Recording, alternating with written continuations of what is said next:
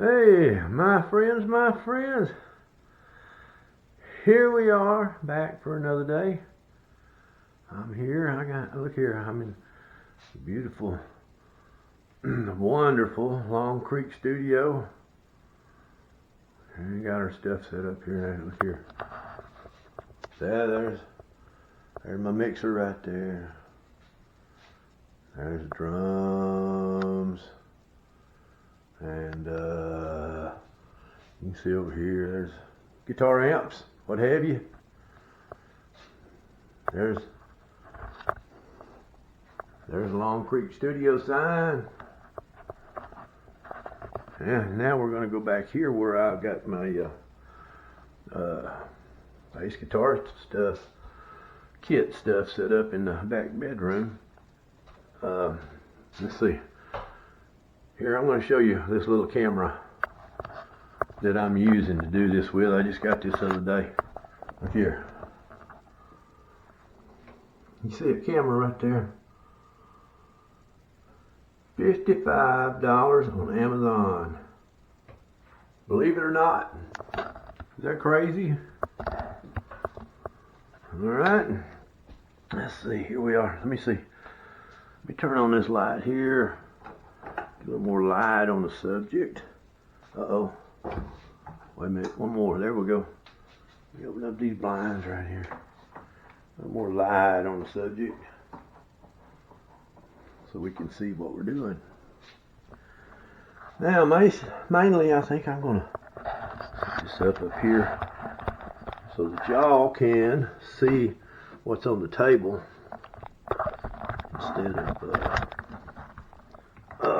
instead of me. You just have to listen to me, I guess. And let's see, there we go. Yeah, there we go. I can see what's going on, and y'all can see what's going on. Alright, here's my bass guitar kit. I've got it all out of the box.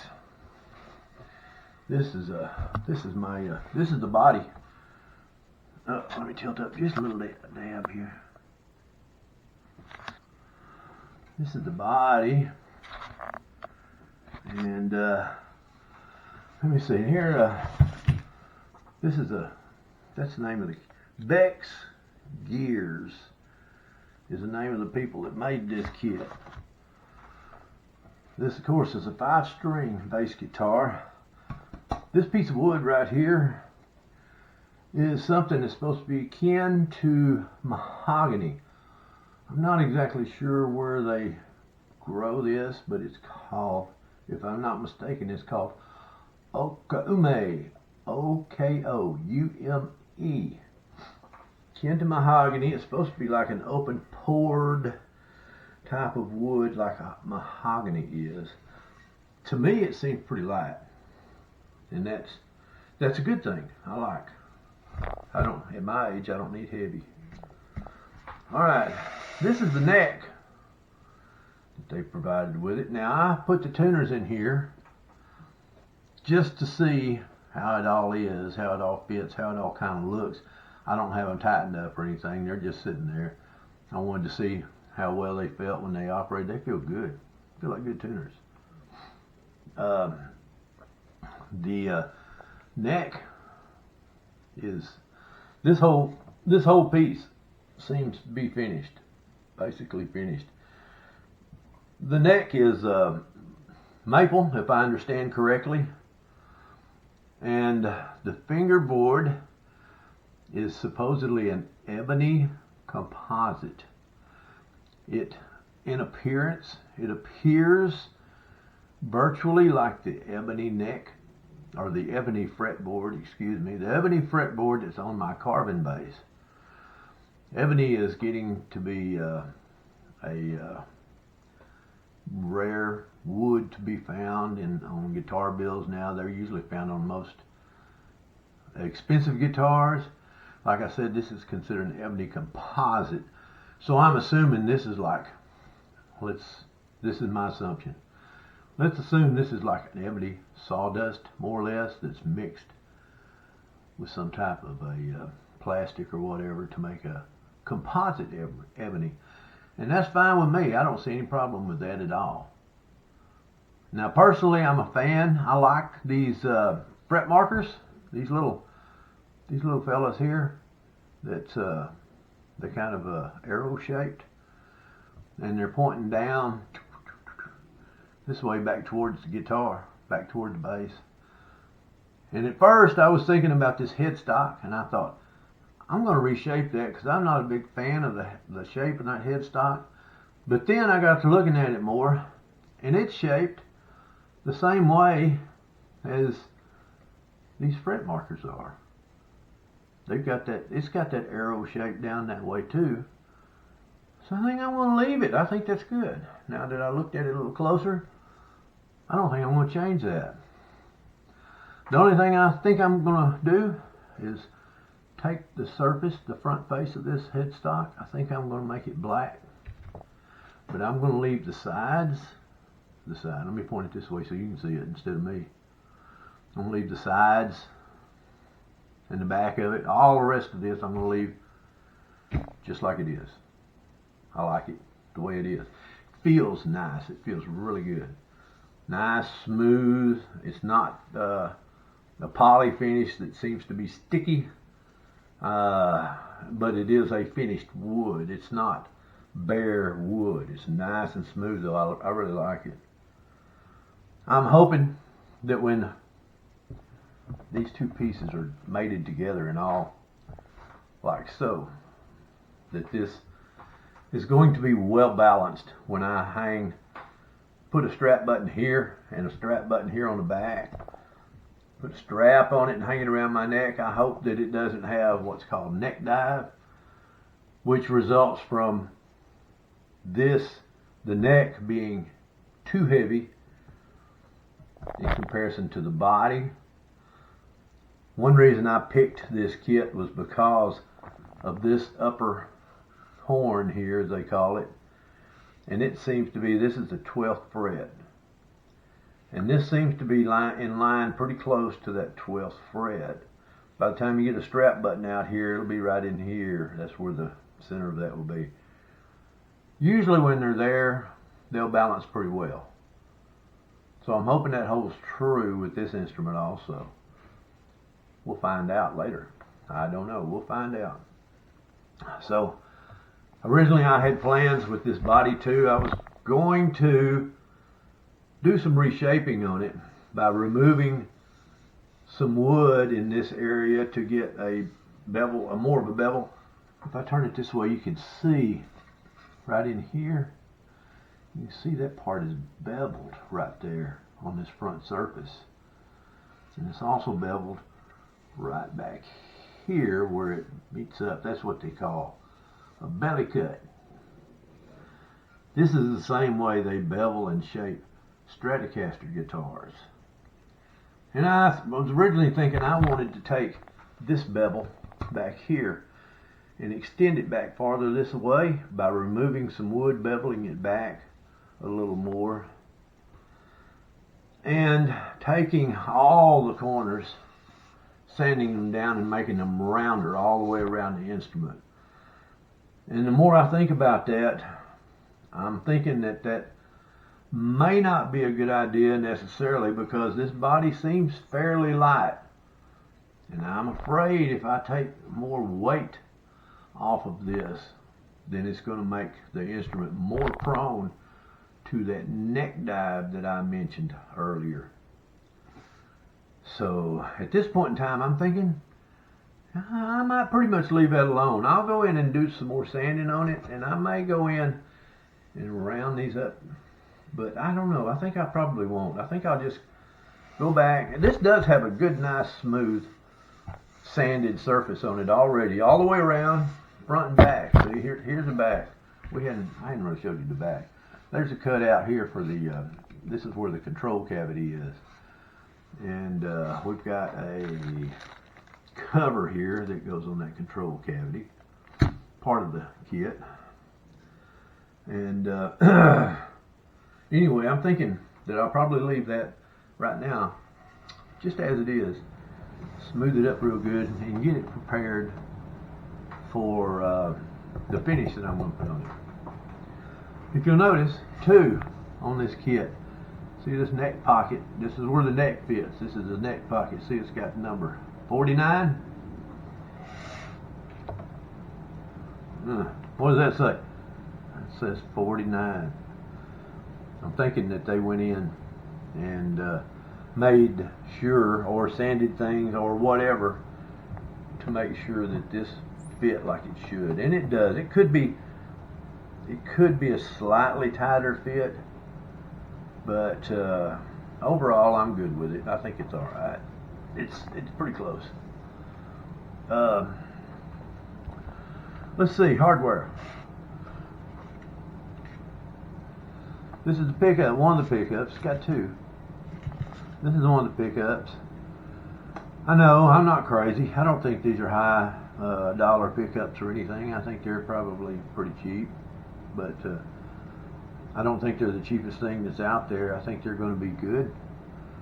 They got Bellcat written on them. Bellcat makes lots of pickups for lots of people in lots of different configurations. Sometimes they're called by different names, and I can't really tell. I do know. See, this whole thing, let me see. Here's the wiring harness. That's the wiring harness all bundled up, but these are the potentiometers, these 4 things. These are potentiometers for it that comes through these 4 holes right down here, the controls. And this whole harness, the pickups and the output jack, all have these little quick connectors on them. You can put this together without even soldering anything. Now that's not what I'm going to do. I don't intend to use this at all. I'm just going to set that aside. That means I'll be cutting this off, this little fitting off. When I looked down inside of it and figured it out, what I had there is 2 wires.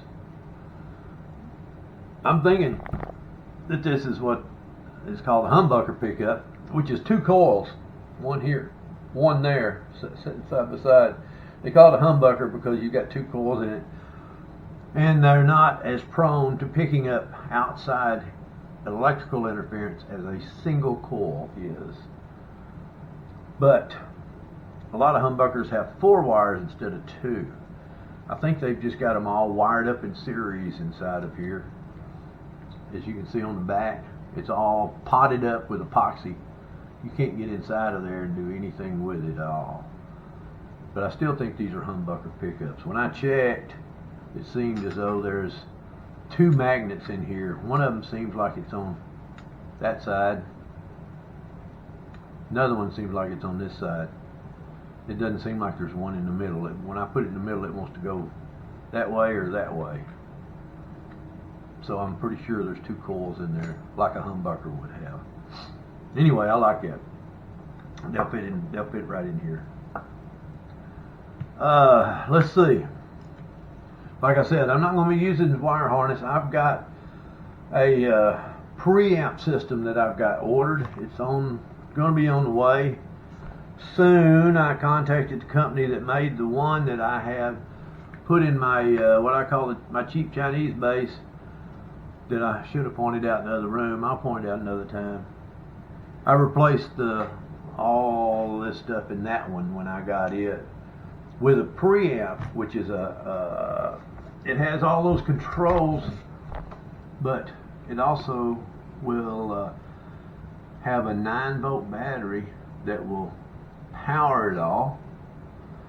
And the reason I like those is because the way this system is, it has 2 volumes and 2 tone controls. 1 volume and tone for this, 1 volume and tone for this. I don't like those. I want to be able to turn one knob and turn the whole thing down. With a active preamp system, you normally, and I made sure that I did have, a system which has a volume control, which I hadn't decided if I'm going to put it there or there. Probably there. Volume control and what's called a blend control. It's a balance control. So you can turn it and go towards this pickup or that pickup and anywhere in between, just where you set it. And the that preamp system I ordered also has a stacked control that fits here. By stacked, it means there's two controls built into it and there's two knobs. It's called a concentric system. One knob on the bottom is going to be for the bass to turn it up and down. There'll be a slightly smaller knob that'll nest inside of it on the top. It'll be for the treble to turn it up and down. And that's what my other cheap Chinese bass has in it, and I like that system. It works well. Then back here it'll have a tone control, which when I'm in active mode is useless. It doesn't do anything. But on that system, if you have a dead battery or just for any reason whatsoever, you want to run it in what's called passive mode, which means unpowered. This volume control switch, you can pull it up just a notch. There's a notch on it. You can pull it up one notch and it'll kick out all that battery system and put it into the passive mode, to where these pickups will work basically like it did if it had this system in it. And then this tone control back here will allow you to adjust the tone when you're in the passive mode. So I really like that. So anyway, that's what the plans are for that part of it. This here is it's still wrapped in plastic, but this is the bridge that'll mount back here in this spot. And this is what your strings, let me get that up here. This is what your strings come through. You feed them up through there and they'll ride on these portions, and you can adjust them forward and back to get the tuning intonation set properly, and you can adjust them up and down, set your string heights down here and all that stuff. This really seems like a good bridge. I'm not going to use it though. Once again, I want to use the same bridge that I have on my cheap Chinese bass, because that one had a really horrid bridge with it, and I found the bridge that I have on it on eBay, and I love it. It's a great bridge. It was only less than $25. I've got one of those on order. That's what I'm going to mount on this, just because it's such a great bridge. Not because this one is bad, because it's not. I was surprised that this one seems as good as it does. And let's see, that's pretty much it. I did discover that when you go to mount the neck onto the body, let's see if I can get this up here where you can see a little better. We've got these 4 locations that the screws go through, and it has these little, what's called, I think they're called neck ferrules. Anyway, they'll fit right down in those recesses.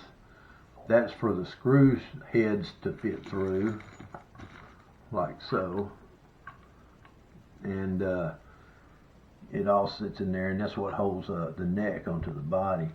I noticed on this kit, when I glanced at the bag these came in, I saw 4 screws and only 3 of these little ferrules. So I contacted the seller on Amazon that I bought this from yesterday, told him that I only had 3 instead of 4, and they wrote back. I didn't even know what these were called, but they wrote back and they sent me a picture and said, "What did it look like this?" Picture one of these. I said, "That's it." They said, "Okay, we'll send it out." They didn't say if they'd just send 1. I got a feeling they'll probably send me 2 or 3. I don't know. But anyway, they said, "We'll take care of you. Don't worry about it." I'm sure they will. I have no doubt. That was the only hiccup I saw in this kit. And I think that's probably pretty good. Get that back out. There we go. So anyway, in a nutshell, that's what we've got and what we're going to put together. Now, this is what I'm See where I can get it there right. This is what I'm going to use as the initial finish on this base. Minwax wood finish. I think down here somewhere. I'm going to fix and take it away from you. I think it says True Black. Yes, it says True Black. It's a penetrating stain. You just brush it on, wipe it on, whatever it is, and let it dry. And you can do that 2 or 3 times, but it'll be black, a flat black type of finish. But it's not like a paint, because you can still see the grain of the wood through that black finish. And that's what appeals to me about it. That will be the first step of the finish on this. I saw the guy do this on the internet. I'm running this video a lot longer than I planned on, but I'm almost done. This is the second step. It's called Rub and Buff Silver Leaf. It's a wax type. Anyway, what you do with that, after the black is on, it's all dried, you take this stuff and you put it on here and you rub it in. You rub it in and rub it in real hard, and your objective is to try to push it into the pores of this wood. And when you've done that all around, up and wherever you're going to put it, I'm going to put it over the entire instrument. Once that's done, you let it dry. And then you go through, and I don't have this hasn't come in yet, but there's some teak oil that it's a liquid, and you can take that teak oil and, like the guy said, be ready with a whole roll of paper towels, because you'll need it. You get the teak oil and get it wet, and you start taking on this silver finish that you put on, you start removing that silver finish. You have to work at it and rub it and rub it and rub it until you get all that silver finish off. And what you're left with is the silver that's gotten down into the pores of that grain, and it'll accent the grain that's in this wood. So what he did was outstanding looking. I mean, I loved it. I've since seen another base somebody had done. They weren't even talking about finishing, but I could tell they had done that same process on that base that they had. I think that also will alleviate, as you can see, the difference in color between the top half and the bottom half. I think this black here will probably make that all irrelevant. I don't think you'll be able to tell a difference in any of that when that's put on. I expect this to be a handsome finish when I get done with it. Alright, so that's my introduction to my kit. I still have some, I'm still waiting on a few little odds and ends to come in, and I'm still waiting to get healed up good before I feel like I'm ready to start. Oh, let me get this up here. Get it back up on me. Like so. There we go.